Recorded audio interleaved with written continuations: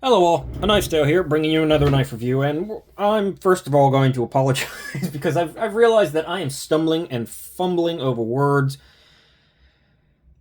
And I've done a couple reviews and I noticed that they're kind of all like that today. And it's mostly because I can't breathe out of my nose. My allergies are killing me for some reason. And I'm like super stuffed up and it's making me just fumble over words. So, hopefully that hasn't bothered you if you've seen some of the previous reviews, but it's a thing. What are we looking at? We're looking at the Custom Knife Factory Sukhoi 4. And yeah, this is a very premium knife. This is a very, very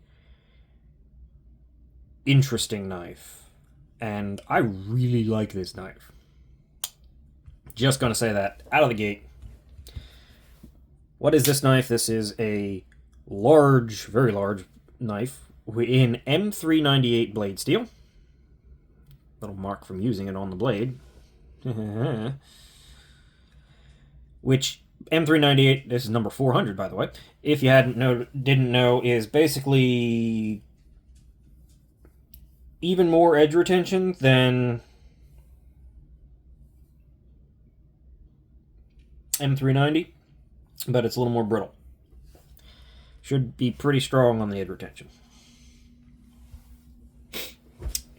Yeah. And you can see already I'm having trouble getting the words out. This is a knife on bearings. It's a flipper with reverse flicking holes. It's in titanium with a ton of different pattern milling and stuff. I mean, this thing's got zircutai. I think the clip's zircutai. I think it's all zircutai, yeah. Even though that looks more like Damascus almost. Ton of milling, ton of inlay work, intricate, big full body backspacer. They kind of went all out on this thing. Let's get specs. Blade length is 4 inches.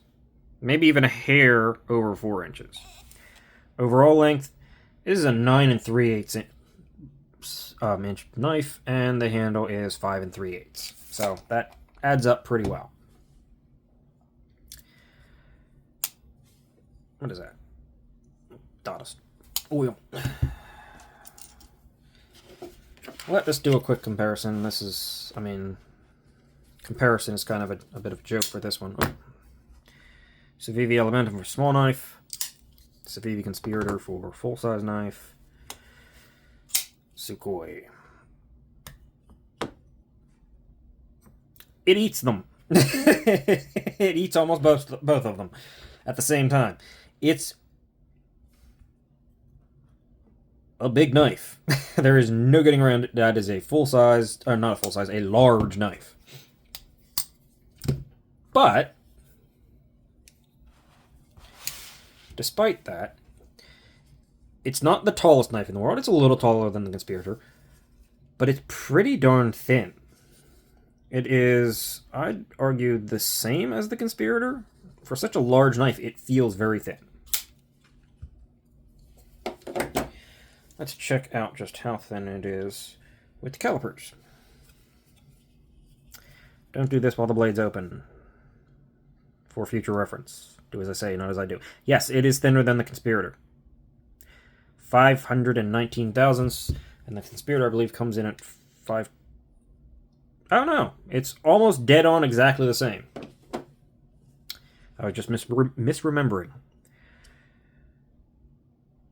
Blade stock at its thickest is 142 thousandths. I imagine that's 140 thousandths.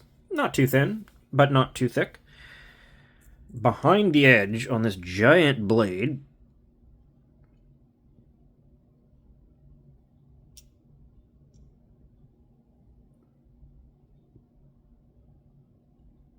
$14 thousandths. It comes down very thin. I think it's flat ground, but it almost feels hollow ground. It really does. It doesn't get that thick fast, so yeah, this thing cuts. And I don't know if you can see it there, but I've got a little up and down line right there because I have cut with this thing more than once. It cuts well, and it's just a fun knife because you've got so much handle here that it's great. It is T8 all around. Every single fastener on this is T8. This is what we want to see. And despite it being tooled on both sides, if I remember correctly, this is captive. I'm pretty sure it is. I'm not going to mess with it because I've got it dialed in perfectly. Exactly where I love it. But I'm pretty positive this was captive, even though it doesn't look it. Or captive D-shaped pivot means it doesn't... You don't need a hold on both sides to get the stupid thing to tighten. 5.4 ounces. Okay, so this is a slightly heavier knife, but you're getting an absolute ton of it. It's a lot of titanium. There is definitely milling in there, a lot of it. So it could have been heavier. But yeah, this is a big knife, so it's kind of what you expect to see. Why am I doing that? There.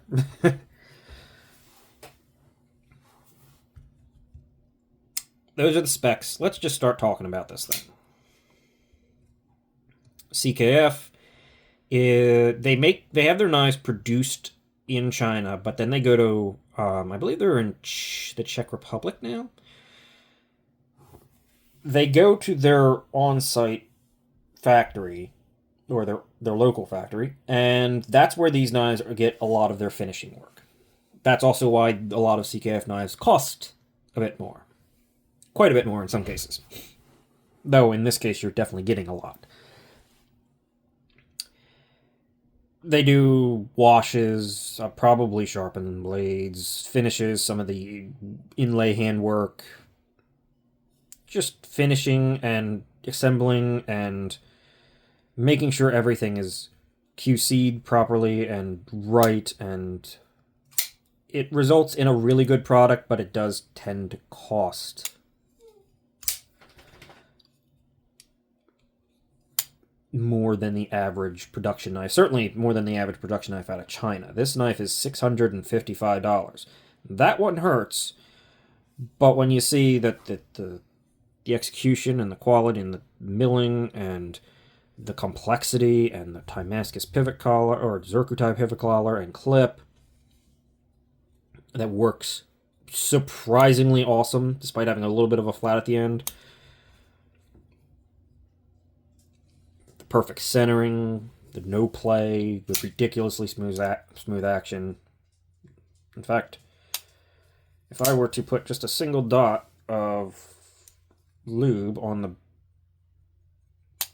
It feels like it's dried out a little bit. So let's see if I can do this real fast. Put a single drop of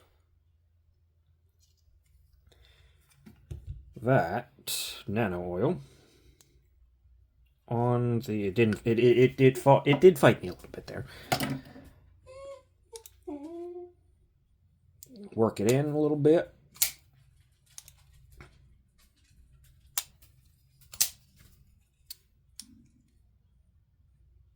Yeah, it's starting. I've had it full free, slow free controlled drop before. Yeah, it's already starting to go there. Just was a little dry inside. The action's awesome. I believe this is a multi-row bearing knife. I have had it apart. There we go. I have had it apart.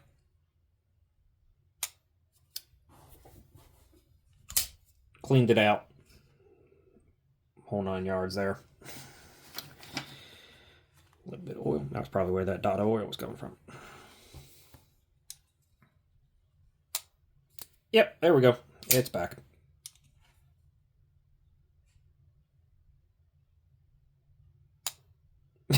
Yeah. You're paying for it, but you're getting a lot with this knife.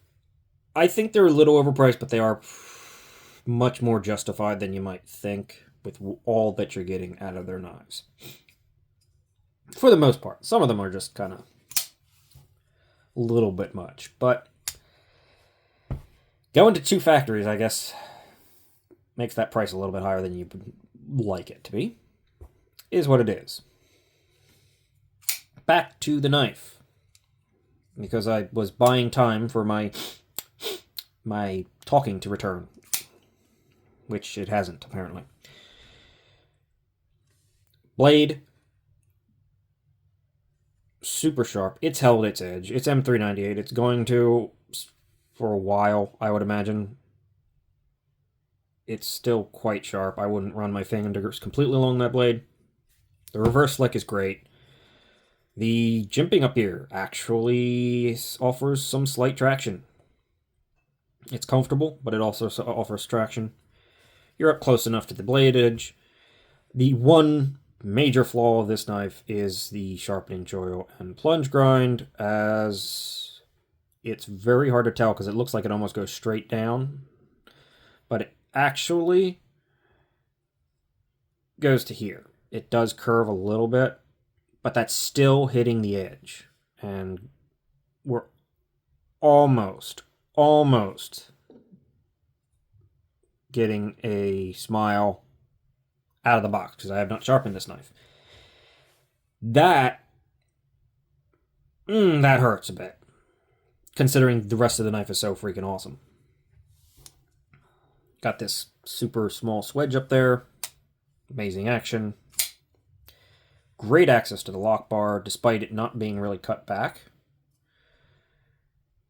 Because it's, I guess the titanium's thick enough and the way it's bowled out, you just sort of go in from the side and you can pretty easily get it. The pivot collars are a nice touch. And, I mean, just look at the handle, really. It's kind of spectacular. This is all textured carbon fiber. There's a slight milling pattern. You can see the lines on this thing. On the titanium, which is stone washed in a sort of a dark wash. You got this big full-size backspacer. Small lanyard hole, but it kind of...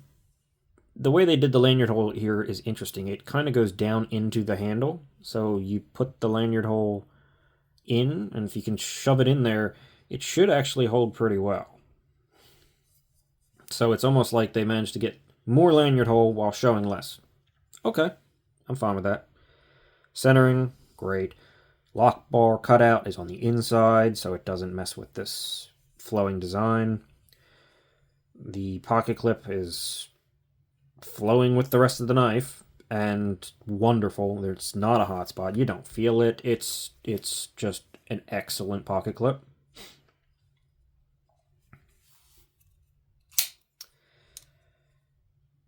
And the action is pretty darn freaking great. So,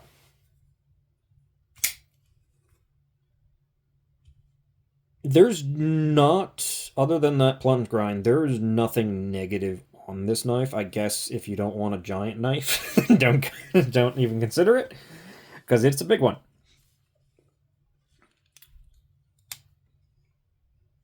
But with the amount of zircuti, the amount of intricate milling, the fact that it's been gotten some hand work done in the second factory, the wash and everything like that,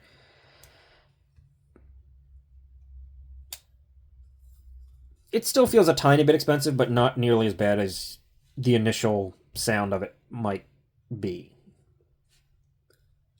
I admit I have a weakness for CKF knives. I like what they're doing. I like a lot of their knives. I have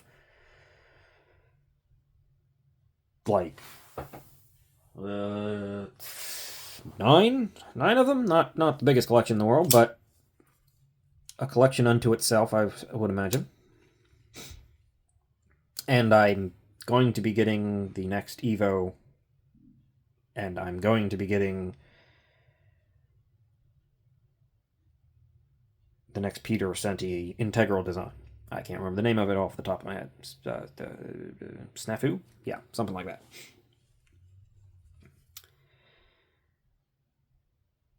So yeah, I have a bias. Where we're going with this, I am biased completely. But they make a darn good knife.